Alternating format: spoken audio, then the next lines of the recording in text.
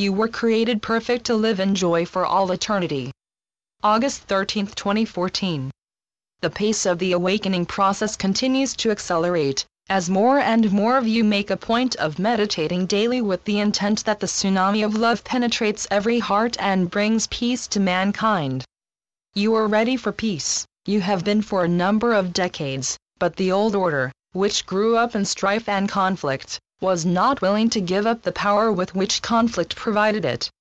However, the number of members of that old order remaining on earth is greatly reduced, as is their influence, and as ever more of their secrets are revealed, their support among the populace continues to fall away. They will either allow love into their hearts or move on because their warlike intentions can no longer fit with humanity's collective intention for world peace.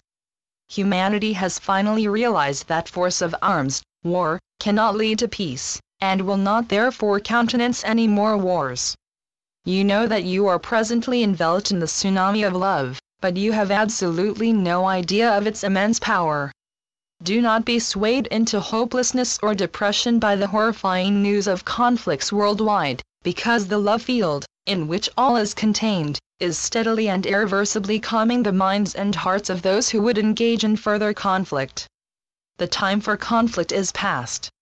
The new Golden Age, which was initiated on Earth on December 21 through 22, 2012, is now most firmly and incontrovertibly established. Consequently, no new major conflicts can arise anywhere on Earth, purely because the collective will of humanity has moved from fear to love, and as a result peace will ensue.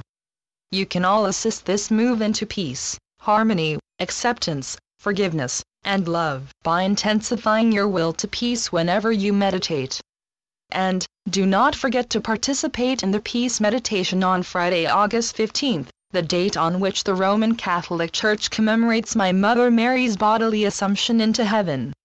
Because that date is so widely known and honored, the collective power of your intent for peace is vastly magnified on that day. Make it a further tipping point in bringing peace to all nations, cultures, political organizations, religious organizations, families, and one-on-one relationships. Let every one of you embrace unconditional acceptance and forgiveness as you meditate, because it is up to each human to change him or herself, and that change will encourage and enable the world to change to reflect that intention.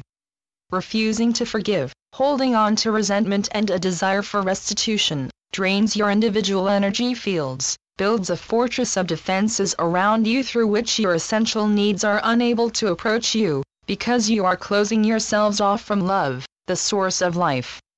Love offers you infinite abundance, but you have to allow it to suffuse and possess you by releasing from yourselves anything that is not in alignment with it. You can do this because deep within yourselves you do know that resentment and a desire to see others punished for the pain and suffering you believe that they have caused you only intensifies your own suffering. Listen to your hearts, they will guide you home.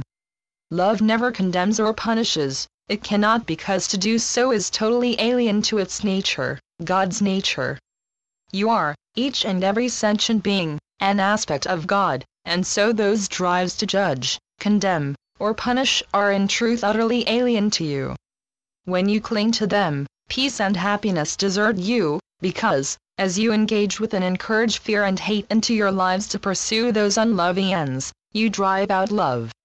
While pursuing those ends, you have to maintain your focus on how wrong those who have hurt you are, and how much they need to be punished for you to find peace. But, even if your desires for restitution are delivered, you do not find peace because you are still left with endless resentment for what you see and experience in the present as suffering unjustly and unfairly inflicted upon you in the past. To focus on memories of suffering that you have undergone prevents you from enjoying the present moment, the only moment that exists, and just prolongs your suffering. Let them go and enjoy the peace and relief from stress that doing so provides. Most of you, as you grew from childhood into adulthood, grew up in a world where God was believed to watch over your every thought, word, and deed. You were frequently taught to fear this powerful being from whom you could hide nothing, and who could and would condemn you to eternal suffering in hell unless you took great care to follow incomprehensible rules and regulations that your parents, priests, and teachers informed you were God's will for you. That upbringing has scarred all who experienced it, no matter which religion they were born into, and the residue of that tender scar tissue is where those rules and regulations abide ingrained, still retaining the power to fill you with a sense of guilt and unworthiness. When you meditate, bring your guilt and unworthiness to your holy altar, and release them into God's loving embrace, which will utterly dissolve them. You were created perfect to live in joy for all eternity, because all that God creates is created in love, where all of creation has its eternal and ever-present existence.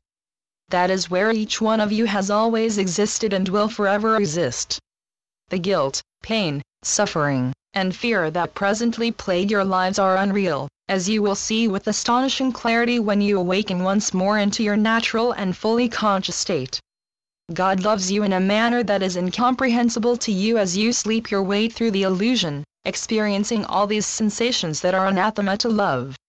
It is only a dream or nightmare, however painful and frightening it may seem to be, and you will awaken from it. Ask for a love squeeze every time you enter your quiet place of inner peace, that sacred sanctuary where the inextinguishable flame of God's love was placed at the moment of your creation, and relax into the divine embrace that awaits you there. Your loving brother, Jesus. Channeled by John Smallman. johnsmallman2.wordpress.com